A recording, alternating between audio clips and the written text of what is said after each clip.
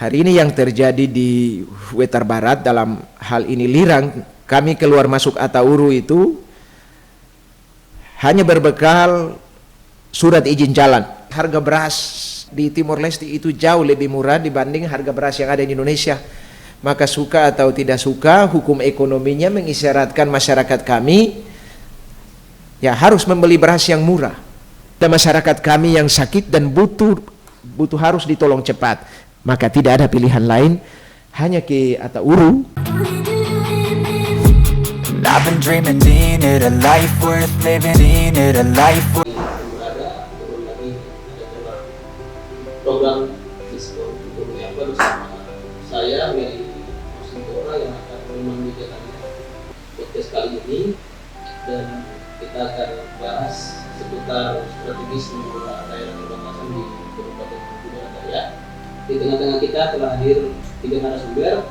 Sebentar saya menyampaikan pertama Kepala Badan Perbatasan Pak Sekir yang datang di kami. Yang kedua Camat Wetar Barat Pak Mustaqim Aswani yang datang di kami. Narasumber yang ketiga Bapak Etis Maulidas Camat Pulau Marcella yang datang berfokus di podcast kami.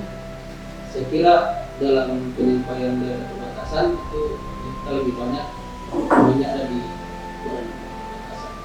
Untuk itu saya ingin menggali lebih banyak informasi dari kepala pemikiran hadir di sini. Adakah regulasi atau aturan-aturan yang menjelaskan posisi Maluku Barat Daya tergolong dalam kawasan perbatasan antara negara? Silakan. Ya, terima kasih pada dan kawan-kawan mengelola perbatasan dengan kriteria penetapan sebagai kawasan perbatasan.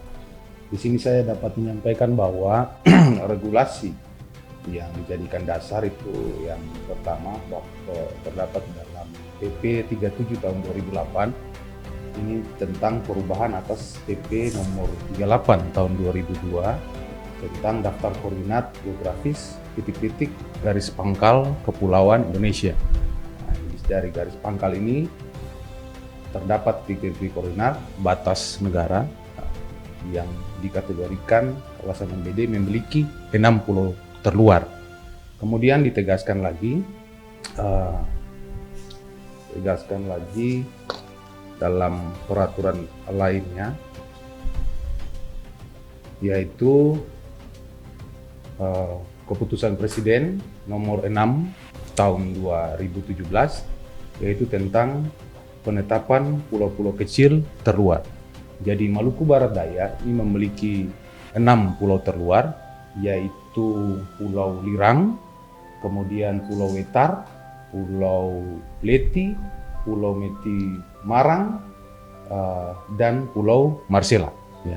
Jadi ada 6 pulau terluar di Kabupaten Maluku Barat Daya, yaitu Pulau Lirang, Wetar, Kisar, Leti, Meti Marang, dan Pulau Marcella. Kemudian bicara kawasan perbatasan bukan hanya pulau terluar, karena ini merupakan batas negara, tapi juga pulau-pulau atau daerah-daerah yang berada di ujung Negara Kesatuan Republik Indonesia. Makanya juga ada kecamatan-kecamatan yang dijadikan lokpri. Nah, ini juga menjadi bagian dari kawasan perbatasan. Karena kalau bicara batas berarti ambil pulau yang paling terluar. Nah, tidak mungkin semua pulau termasuk dalam kawasan pulau terluar, karena ini mengurangi nanti besaran dari batas negara. Nah, makanya pulau yang paling ujung yang paling terluar. Tetapi yang bicara kawasan perbatasan negara berarti lokpri juga sebenarnya masuk. Nah, jadi sesuai dengan RPJMN tahun 2020 sampai 2024 kita memiliki 12 lokpri. 12 lokpri di Kabupaten Maluku Barat Daya, yaitu Kecamatan Wetar Barat, kemudian Kecamatan Wetar Timur, kemudian Kecamatan Wetar Utara, Kecamatan Wetar, kemudian Kecamatan Pulau-Pulau Terselatan, kemudian Kecamatan Kisar Utara, dan Kecamatan Leti, Moa, dan Lakor, kemudian Kecamatan Pulau-Pulau Babar, Kecamatan Jonahera, dan Kecamatan Pulau Marcela. Nah, itu 12 lokpri yang juga dikategorikan sebagai kawasan perbatasan. Demikian, terima kasih. Tadi sudah dijelaskan ada peraturan pemerintah dan Kepres dan sudah ada titik koordinatnya. Iya. Bisa begitu juga ada lokpri yang Iya. jumlahnya 12. Sebagai daerah perbatasan yang ada di Maluku Barat Daya, kita tahu bahwa kita ada dalam dua negara perbatasan, Timor Leste dan negara Australia. Kira-kira apa saja yang diberikan oleh pemerintah pusat sebagai bagian dari kewenangan daerah di Maluku Barat Daya? Oh ya, baik. Terkait kewenangan yang diberikan oleh pemerintah pusat kepada wilayah provinsi maupun kabupaten, saya khususkan di kabupaten. Yang pertama yaitu melaksanakan kebijakan pemerintah dan menetapkan kebijakan lainnya dalam rangka otonomi daerah dan tugas pembantuan. Kemudian menjaga dan memelihara tanda batas negara. Kemudian juga melakukan koordinasi untuk melaksanakan tugas pembangunan di kawasan perbatasan di wilayahnya. Dan yang terakhir itu melakukan pembangunan kawasan perbatasan antara pemerintah daerah atau antara pemerintah daerah dengan pihak ketiga. Demikian kewenangan yang diberikan oleh pemerintah pusat kepada pemerintah daerah. Dari penjelasan Bapak, saya mengopi bahwa ada banyak sekali atau luasan kewenangan yang diberikan dari pemerintah pusat ke daerah. Dan tadi sudah dijelaskan soal lokpri itu ada Wetar Barat, ini yang berdekatan langsung dengan negara Timor Leste, negara tetangga kita. Saya ada mencatat ada 5 masalah perbatasan. Yang pertama soal infrastruktur pelayanan, kedua rendahnya SDM, ketiga sebaran penduduk, keempat ketergantungan masyarakat di negara tetangga, dan kelima sengketa antar perbatas. Saya kira dari 5 ini yang paling dominan ditemui di daerah atau kecamatan Wetar Barat itu apa saja, Pak Camat?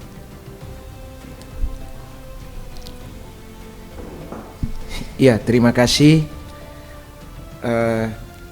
Masalah utama yang paling dominan sebetulnya di Kecamatan Wetar Barat adalah yang pertama dari sisi infrastruktur dan suprastruktur. Kami di Kecamatan Wetar Barat ini masih kekurangan, dalam artian bahwa masalah utama kami hari ini adalah setiap minggu kami harus menerima kunjungan warga negara asing setiap minggu. Tetapi lagi-lagi kami belum punya infrastruktur dan suprastruktur yang memadai untuk mengurus ini. Faktor lain juga adalah adanya kemudahan akses keluar masuk warga negara Indonesia, dalam hal ini Pulau Lirang di Wetar Barat, ke Pulau Atauru. Nah, kenapa aktivitasnya cukup tinggi? Setelah kami di sana, kami mempelajari bahwa selain hubungan kekeluargaan, hubungan generalis, karena orang Lirang dalam hal ini Dusun Manoha itu 100%-nya merupakan warga Atauru, penduduk asli warga Atauru, yang pada saat lalu mereka datang dan berdiam dan menjadi warga negara Indonesia hari ini. Itu 100%. Dan karena itu keluar masuknya mudah. Begitu pula dengan hari ini pemerintah Timor Leste itu mendapat subsidi beras dari pemerintah Thailand. Dan karena itu harga beras di Timor Leste itu jauh lebih murah dibanding harga beras yang ada di Indonesia. Maka suka atau tidak suka, hukum ekonominya mengisyaratkan masyarakat kami ya harus membeli beras yang murah, yang lebih murah. Dan karena itu masalah utama yang ada di wilayah kami hari ini di Kecamatan Wetar Barat. Tadi sudah dijelaskan oleh Pak Camat Wetar Barat ada tiga hal. Itu sangat miris ya kalau di Indonesia. Kira-kira di Pulau Marcela, Bapak Camat sendiri bisa menemukan kejadian yang sama atau mungkin berbeda? Iya, terima kasih atas kesempatan yang diberikan bagi kami selaku Camat Pulau Marcela. Terima kasih Bung Hots, Bung Meli Mosinkora. Juga saya menyapa Pak Kepala Badan Perbatasan Kabupaten Maluku Barat Daya. Juga saya menyapa narasumber juga dari Kecamatan paling barat ujung di Kabupaten Maluku Barat Daya, Pak Camat Bung Kosaswali, yang juga ada sama-sama di hari ini. Perlu kami jelaskan bahwa kita meninjau dari pemerataan pembangunan, kami di Kecamatan Pulau Masela juga terdapat banyak infrastruktur yang hari ini belum secara merata dibangun semua oleh pemerintah daerah maupun pemerintah Provinsi Maluku. Kendala kami yang pertama ialah beberapa infrastruktur sekolah dasar yang merupakan sekolah milik yayasan.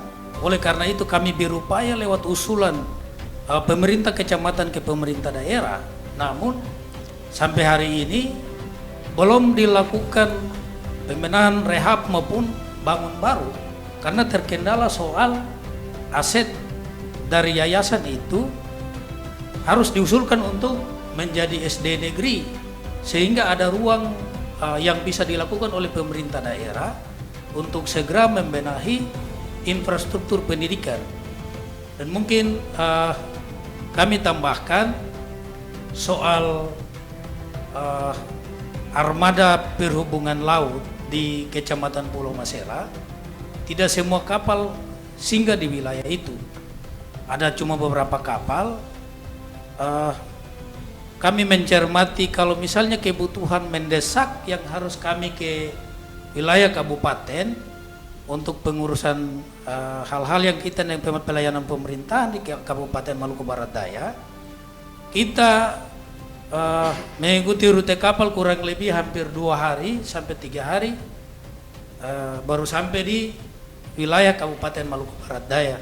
Kami usulkan kalau bisa kapal-kapal yang bisa menghubungkan secara cepat, misalnya Pangorango, juga bisa arahkan ke kita di wilayah itu, sehingga juga bisa memudahkan masyarakat yang ada di Kecamatan Pulau Masela. Lalu yang berikut, hari ini kebutuhan mendesak yang harus dilakukan oleh pegawai negeri maupun pegawai honor kaitannya dengan kebutuhan misalnya penyediaan bank. ATM ini hari ini pun tidak ada di wilayah Kecamatan Pulau Masela, sehingga itu menjadi kendala bagi pegawai dalam melaksanakan tugas-tugas. Lalu kaitannya dengan kebutuhan pegawai, semua harus dialihkan ke Kecamatan Pulau-Pulau Babar atau Babar Timur untuk bisa mengambil gaji di bank yang disediakan oleh pemerintah di wilayah Pulau-Pulau Babar besar. Itu mungkin yang bisa kami dapat jelaskan di saat ini. Terima kasih. Tadi Bapak sampaikan ada kapal-kapal yang tidak semua singgah di Pulau Masela. Bagaimana cara masyarakat di Pulau Masela itu mengelola ekonomi bisnis supaya bisa menghidupkan perputaran uang di sana, Pak? Iya, jadi mungkin kami menjelaskan tambahan. Ketika kami ditugaskan di sana selaku pimpinan wilayah, kami di Kecamatan Pulau Masela dari sisi harga barang mungkin terlalu tinggi, tapi itulah karena suka pun tidak suka, tidak ada alternatif lain yang dilakukan oleh masyarakat. Tetap daya beli masyarakat walaupun harga barangnya mahal, tapi tetap dijangkau oleh masyarakat karena tidak ada penyediaan toko yang lebih besar yang menyediakan 10 bahan pokok untuk melangsungkan kehidupan masyarakat yang ada di Pulau Masela. Terima kasih. Kalau di Masela harga barang terlalu tinggi, bagaimana dengan di Wetar Barat, Pak? Apakah mengalami kondisi yang sama? Ya, kalau di Wetar Barat harga barang sama dengan wilayah-wilayah yang ada di termasuk Kecamatan Masela. Karena masalah utama di wilayah perbatasan itu ya salah satunya adalah tingginya harga barang. tingginya harga barang ini menjadi masalah utama kami di sana. Kalau hari ini semua orang di sini kaget kalau BBM hari ini naik. Kami di Wetar Barat itu sudah dari dulu BBM kami, bensin kami per liter itu 25.000, dan itu sangat berpengaruh terhadap harga barang-barang yang ada di sana. Jadi itu bukan masalah rahasia umum, tetapi sebenarnya itu masalah utama wilayah-wilayah perbatasan. Demikian. Ya, saya beralih ke Pak Alex.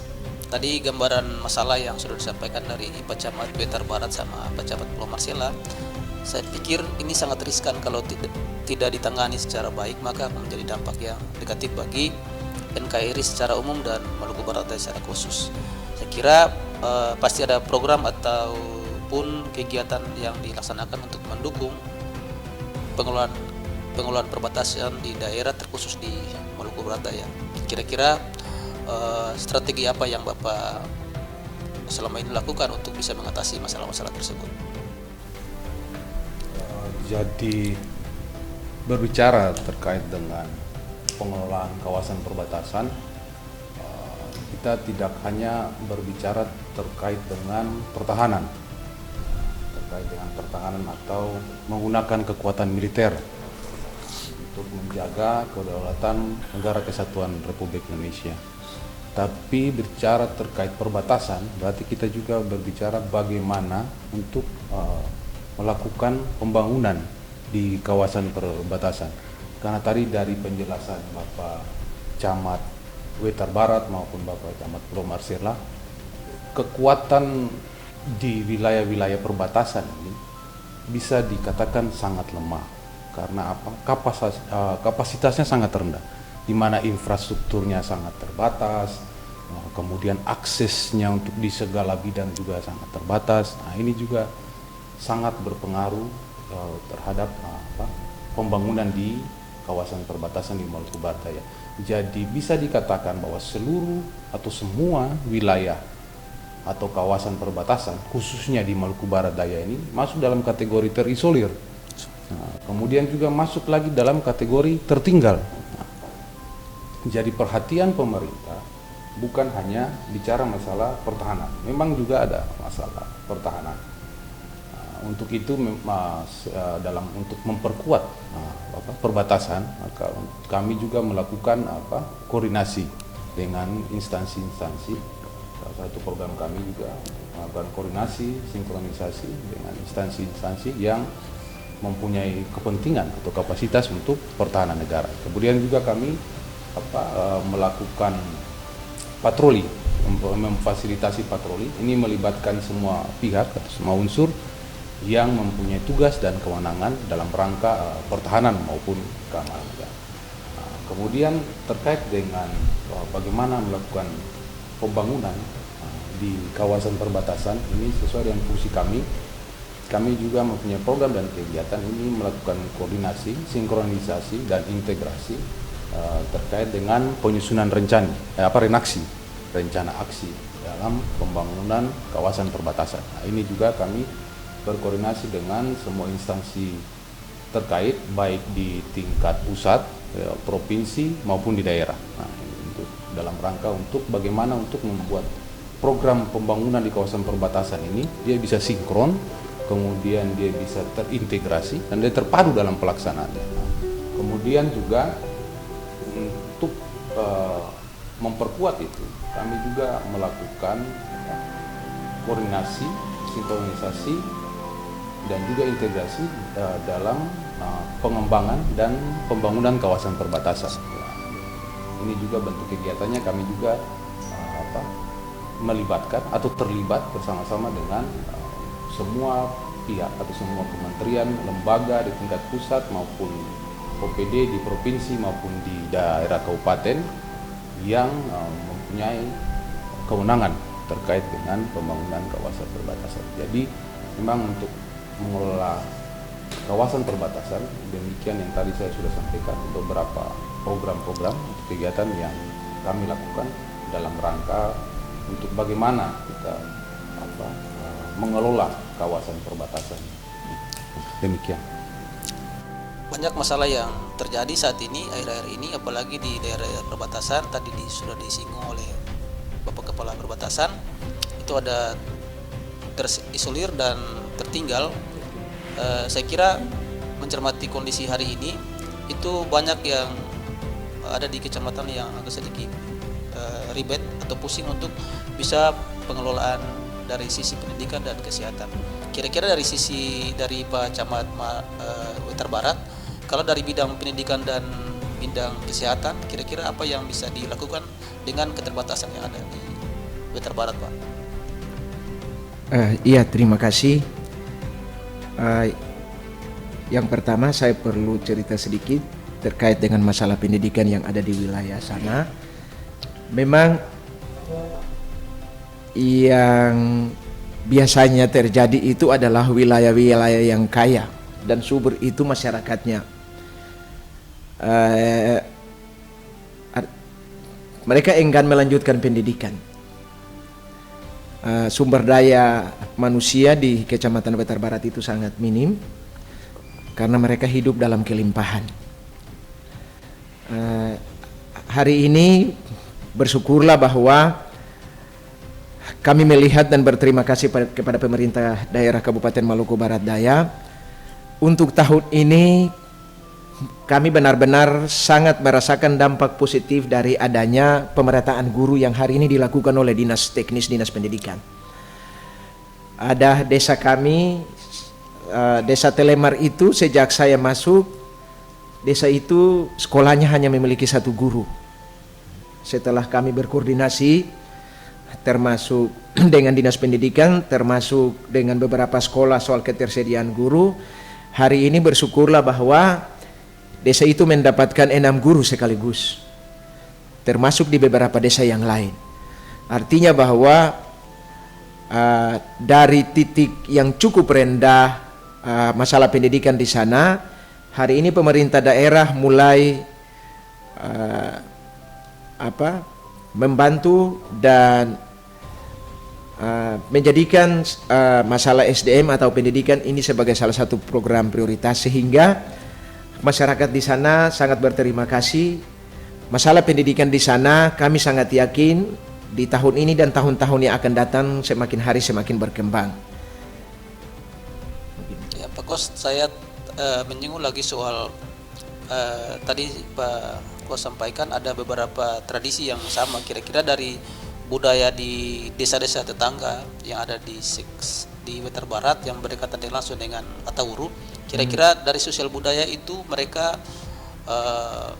tindakannya berlaku sama atau tidak sama dengan di Atauru atau negara tetangga? Iya, jadi wilayah kita ini kan dulunya masuk dalam residensial timur.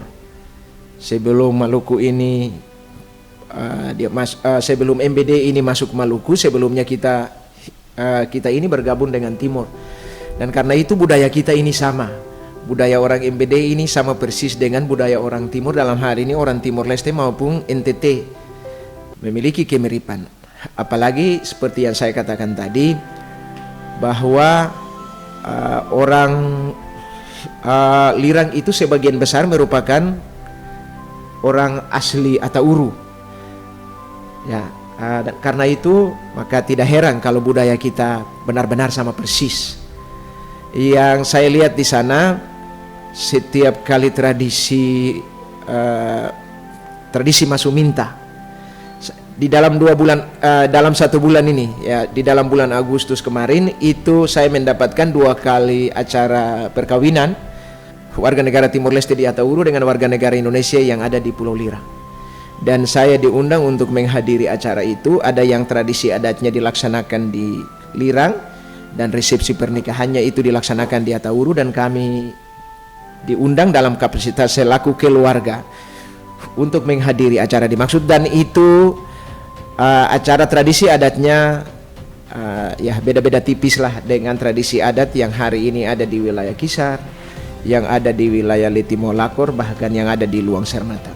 Karena kita mungkin salah satunya juga karena hubungan dulu bahwa kita ini memang orang Timur, maka budaya kita sampai dengan hari ini sama. Jadi tidak ada budaya yang kita orang Wetar Barat atau orang Lirang adopsi dari orang Timor Leste. Tidak ada, karena budayanya sama. Tadi Bapak sempat jelaskan ada akses ke sana dari Wetar Barat ke Atauru. Ya. Kira-kira ada regulasi yang mengatur kalau misalnya kita di negara Indonesia khusus di Wetar Barat itu masuk ke Timor Leste. Jadi memang semua aturan keluar masuk warga negara itu ada regulasinya. Kita memasuki kedaulatan negara lain, maka sudah tentu semua urusan-urusan keimigrasian itu tetap kita patuhi. Hari ini yang terjadi di Wetar Barat dalam hal ini Lirang, kami keluar masuk Atauru itu hanya berbekal surat izin jalan. Surat izin jalan yang dari camat yang mereka terima di sana itu, imigrasi di Timor Leste terima itu hanya surat izin jalan dari camat Wetar Barat atau kepala desa Ustutun. Dan selama ini dan kondisi ini sudah terjadi sejak Timor Leste itu berpisah dan menjadi negara sendiri, keluar dari Indonesia, keluar masuknya sudah seperti itu. Jadi kalau orang Lirang yang mau ke Atauru itu tidak perlu mengurus dokumen imigrasi, yang penting membawa surat izin jalan. Dan pengalaman saya setelah saya bertugas di sana, hampir setiap saat saya menandatangani surat izin jalan warga Atauru, warga saya yang ingin berkunjung ke Pulau Atauru dalam rangka menemui keluarga-keluarga mereka atau urusan-urusan yang lain. Perlu juga saya jelaskan di hari ini bahwa di Lirang itu cukup tinggi dan sangat tinggi aktivitas keluar masuk warga negara asing. Saya telah melaporkan ini kepada Pak Bupati dan juga termasuk Pak Kepala Perbatasan. Melalui surat resmi saya melaporkan sejak tanggal 17 Mei sampai dengan 22 Agustus. Itu baru 3 bulan saya telah menerima 109 kali kunjungan warga negara asing. Baru 3 bulan saya sudah menerima masuknya warga negara asing ke Pulau Lirang itu sebanyak 109 kali kunjungan. Artinya bahwa cukup tinggi. Saya merasa bahwa ini penting untuk saya laporkan kepada pemerintah daerah, karena ini yang menjadi dasar untuk dilaporkan kepada pemerintah pusat, agar suatu saat nanti minimal sebelum terbentuknya kantor imigrasi di Maluku Barat Daya, minimal ada checkpoint imigrasi, sehingga urusan-urusan keimigrasian di sana bisa kami sampaikan atau bisa kami laksanakan. Saya juga perlu sampaikan bahwa dulu itu Pulau Atauru itu kecamatan, sehingga belum ada imigrasi. Tetapi sekarang mereka telah naik status, Pulau Atauru sudah menjadi kabupaten sendiri dan bupatinya dilantik sejak bulan Maret tahun 2022. Hari ini di Pulau Atauru itu sudah ada imigrasi, sehingga aktivitas masyarakat kita yang berkunjung ke sana itu cukup ketat pemeriksaan yang dilakukan oleh imigrasi yang ada di Atauru.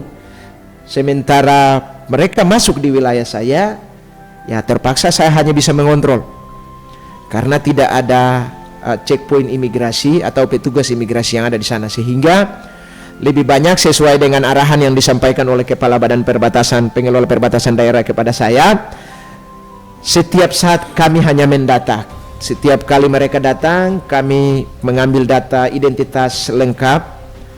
Mereka datang di Pulau Lirang dalam rangka apa, tujuan apa, mereka membawa apa, mereka tinggal di sana berapa hari, itu semuanya kami catat.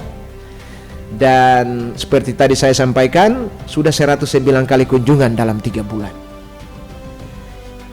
Itu belum termasuk minggu lalu Pak Kaban, ini belum saya laporkan, tapi minggu lalu juga ada 22 orang yang datang juga dari Atauru ke Pulau Lirang dalam rangka urusan pernikahan, masuk minta. Jadi memang aktivitas keluar warga negara asing di sana itu sangat tinggi, sehingga kami berharap suatu saat nanti memang imigrasi ini urusan pemerintah pusat, Satu saat mudah-mudahan pemerintah pusat dengan adanya laporan-laporan yang kita sampaikan kepada Bupati dan Bupati menyampaikan kepada pemerintah pusat, kami berharap secepatnya checkpoint imigrasi itu bisa dibangun di Pulau Lirang. Terima kasih. Saya kira Kecamatan Wetar Barat ini sangat unik ya, karena berdekatan langsung dengan negara tetangga. Dan tadi Pak Camat sudah menyampaikan harapannya, mudah-mudahan itu didengar oleh pemerintah daerah maupun pemerintah pusat dalam hal ini. Saya kembali ke Pak Camat Marcella, Pulau Marcella.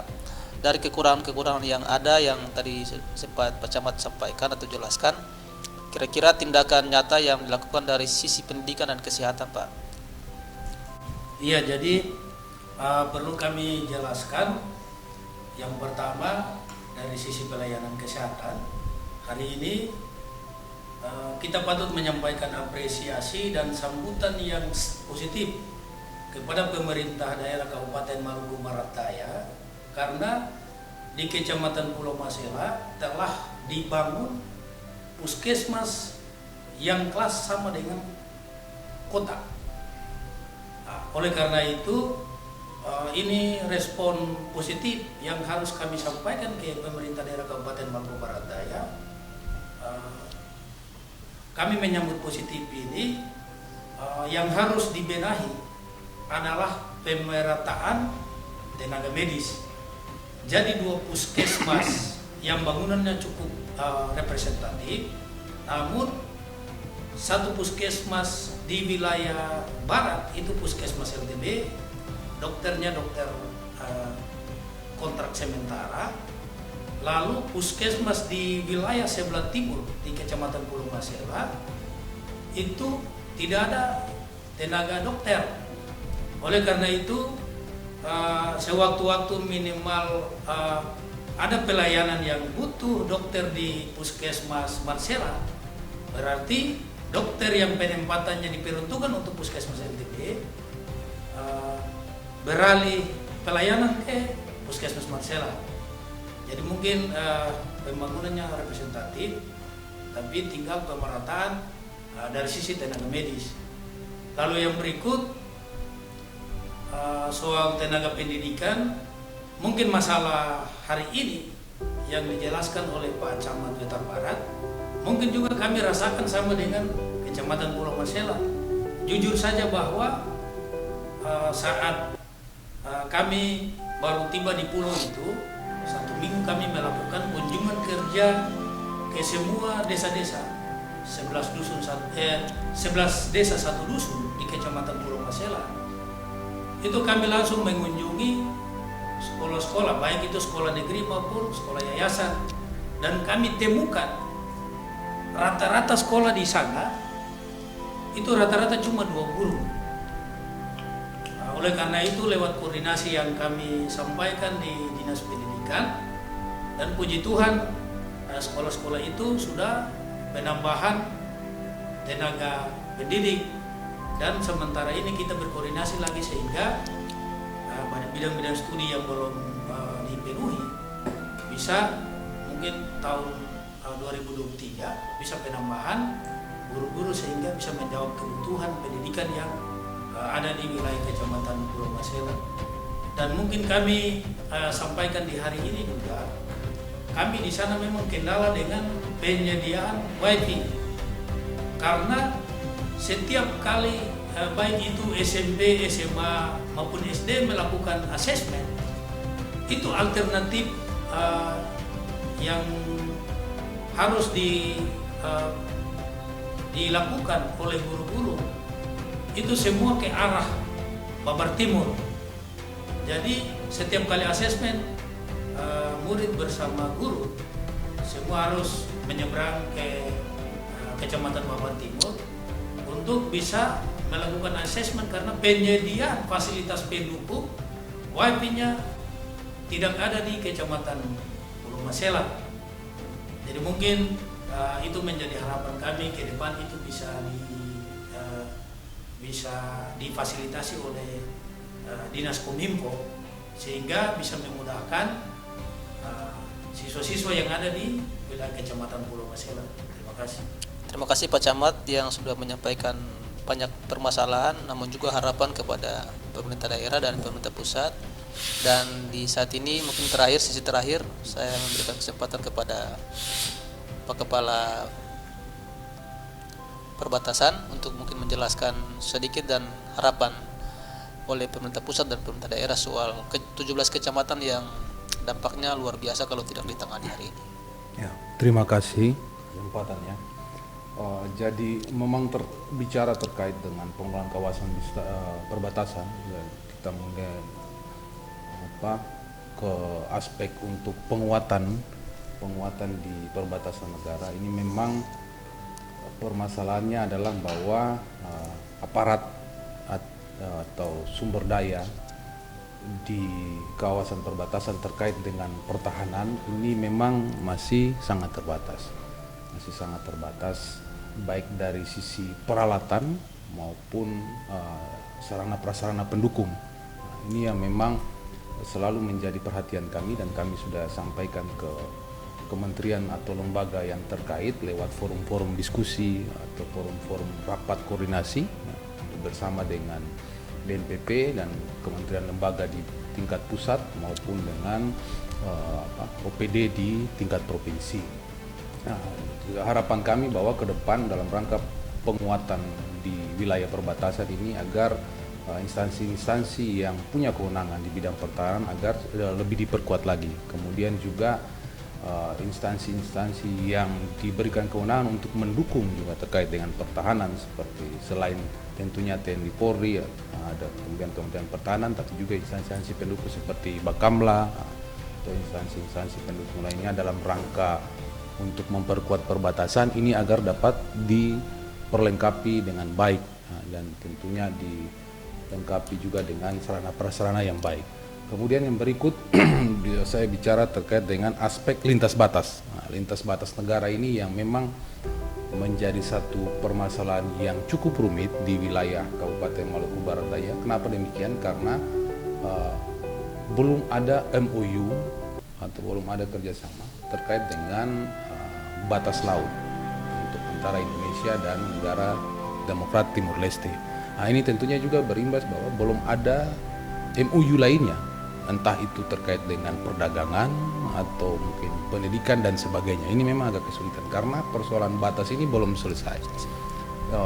Setahu saya bukan hanya batas laut, karena batas darat pun belum selesai. Nah, batas darat yang belum selesai, akhirnya batas laut juga belum selesai. Ini menjadi salah satu penghambat untuk dibangunnya PLBN di sini, pos lintas batas negara di kawasan perbatasan di wilayah Kabupaten Maluku Barat Daya. Ini menjadi sentral. Makanya juga kita kesulitan untuk berkoordinasi dengan instansi yang berkewenang untuk membangun pos lintas batas dan atau minimal checkpoint. Ini kan karena memang masalah batas negaranya belum selesai.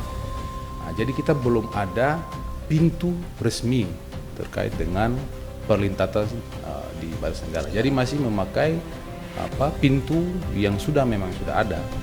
Nah, jadi makanya tadi Pak Camat Wetar Barat sampaikan bahwa selama ini karena memang ada hubungan keluarga antara masyarakat di Pulau Lirang dengan Atauru, makanya jadi secara kekeluargaan saja mereka dapat bertemu, bersilaturahmi. Nah, tapi secara hukum ini bisa juga dibilang bahwa memang belum ada regulasi yang menjamin atau melindungi proses perintasan lintas batas di wilayah Kabupaten Maluku Barat Daya. Ini memang cukup. Kami sudah menyurati baik di level pemerintah pusat, di pemerintah provinsi juga, bagaimana untuk menyikapi ini. Nah, harapan kami mudah-mudahan apa yang sudah kami sampaikan ini akan segera ditindaklanjuti, seperti terkait dengan keimigrasian, agar segera kelas imigrasi di Kabupaten Maluku Barat Daya ini dapat ditingkatkan. Nah, dengan ditingkatkan, ada peluang untuk adanya checkpoint di pulau-pulau terluar ini, seperti di Lirang ataupun di Wetar, ataupun di Kisar, bahkan di Leti dan sebagainya, atau mungkin bahkan sampai di Metimarang dan Marcella. Nah, ini juga berbatasan bukan hanya dengan Timor Leste tapi dengan Australia, berbatasan laut. Nah, kalau ini sudah bisa direalisasikan, ini besar harapan bahwa proses perlintasan ini bisa dapat dilakukan dengan baik dan sesuai dengan regulasi, kemudian mencegah dari berbagai pelanggaran. Ini kan kalau tidak resmi, ya kemungkinan pelanggaran itu bisa saja ada. Ya, kemungkinan pelanggaran itu bisa saja ada, bisa terjadi.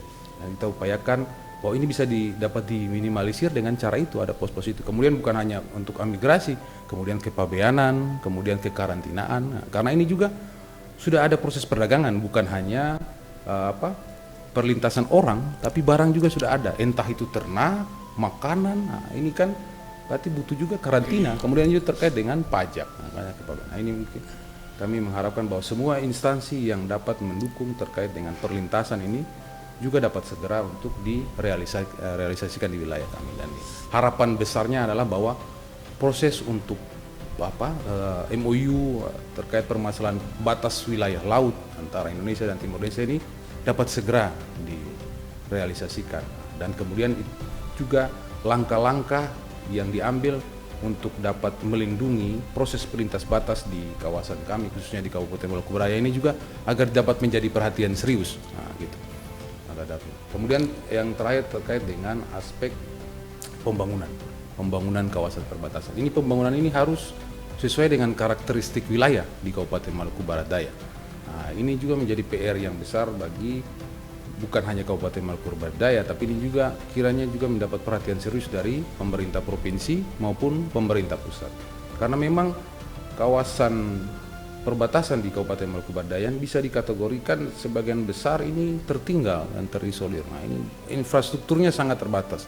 Infrastruktur dasar, jalan, infrastruktur pendidikan, kesehatan, bahkan infrastruktur terkait dengan energi. Ini kan kami juga pernah mengusulkan terkait kita perlu membangun depo Pertamina di sini. Untuk apa? Untuk menjaga kestabilan harga BBM, kemudian kesatuan harga untuk seluruh wilayah Indonesia. Ini kan tadi Pak Camat sudah sampaikan, harganya itu naik udah bukan persoalan yang baru atau persoalan yang menganehkan begitu, sudah biasa. Nah, ini kan sangat miris sebenarnya. Nah, bagaimana mau meningkatkan pendapatan masyarakat kalau hal-hal yang terkait dengan kebutuhan dasarnya ini sudah mahal.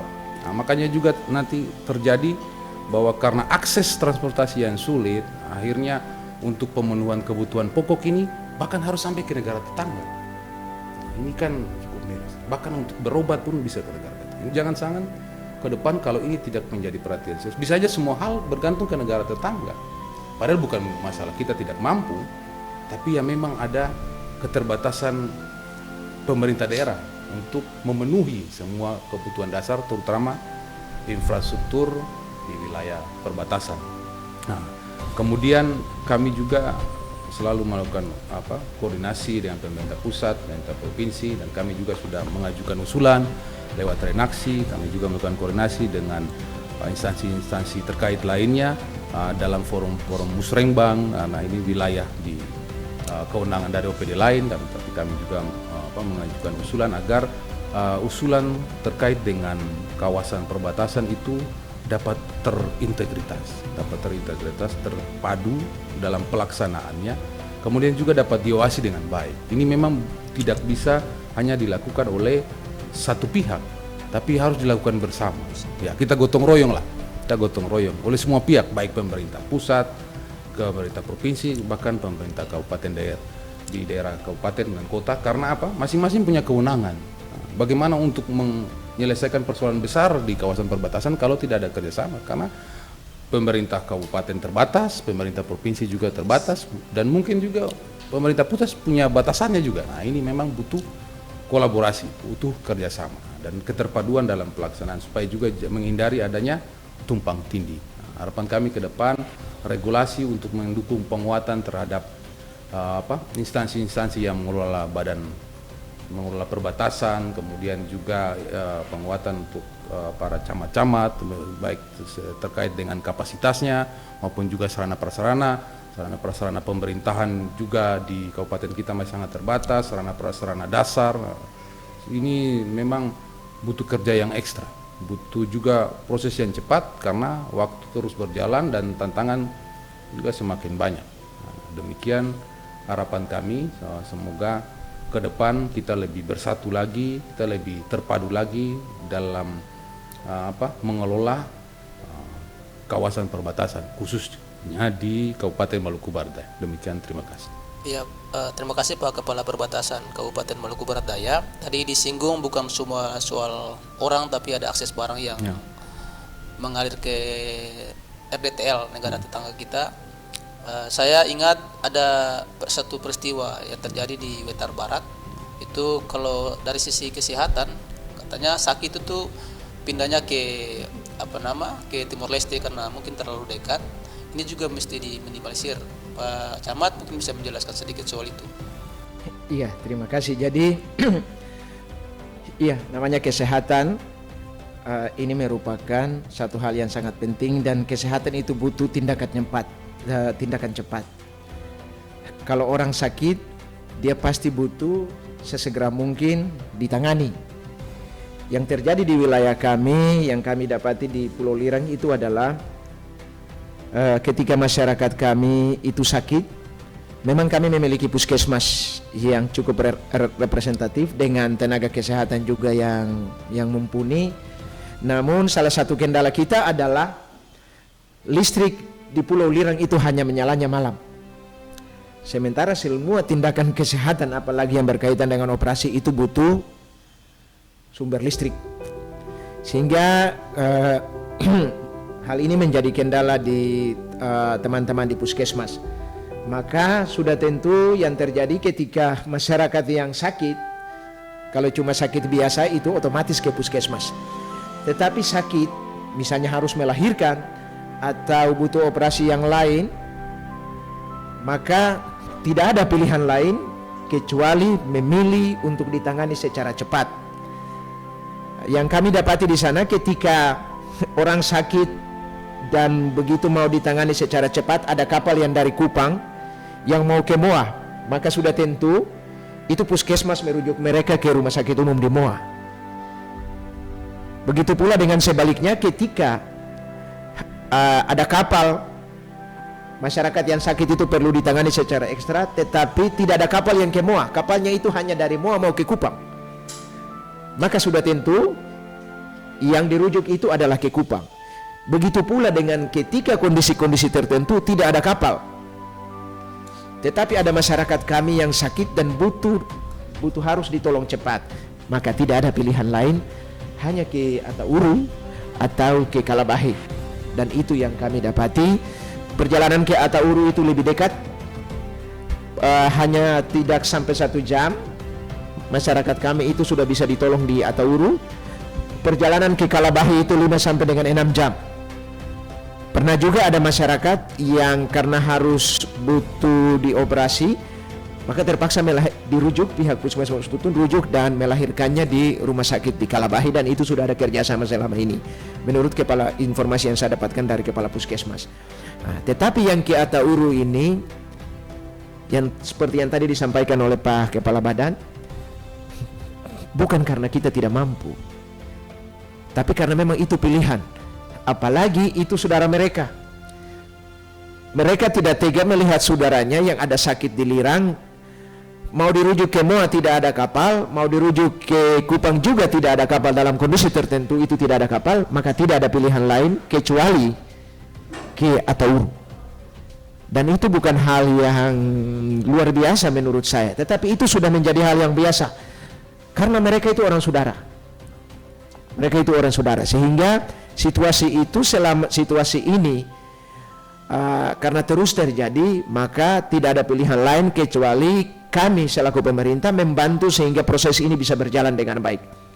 Bahwa tidak ada tujuan lain, tetapi karena yang tadi saya sampaikan, namanya sakit ini orang butuh ditangani secara cepat. Maka yang terjadi itu kalau tidak ada kapal, tidak ada pilihan lain, orang harus selamat. Nyawa masyarakat saya itu di atas segala-galanya, maka terpaksa kami harus rujuk ke Timor Leste yang lebih dekat karena itu adalah saudara mereka. Dan pengalaman menurut cerita yang saya dapatkan, pertolongan terhadap masyarakat kami yang berobat di sana itu sangat luar biasa. Mereka dilayani layaknya dengan orang saudara warga negara Timor Leste. Mungkin itu yang dapat kami sampaikan. Iya, baik sahabat podcast dimanapun Anda berada, demikian tadi sudah dijelaskan banyak hal soal daerah-daerah perbatasan dan sudah memberikan ide, gagasan maupun harapan yang disampaikan oleh 3 narasumber. Kami berharap juga bahwa ini didengar oleh semua pihak agar bisa cepat mungkin untuk bisa mengatasi masalah-masalah yang terjadi di 17 kecamatan di Maluku Barat Daya. Terima kasih kepada ketiga narasumber yang telah hadir.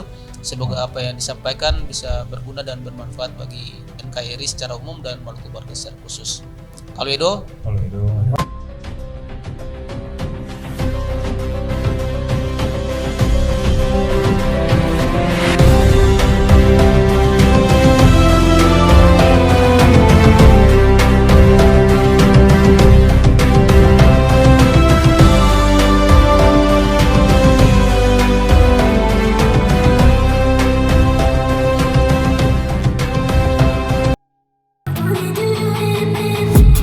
I've been dreaming, seeing it, a life worth living, seeing it, a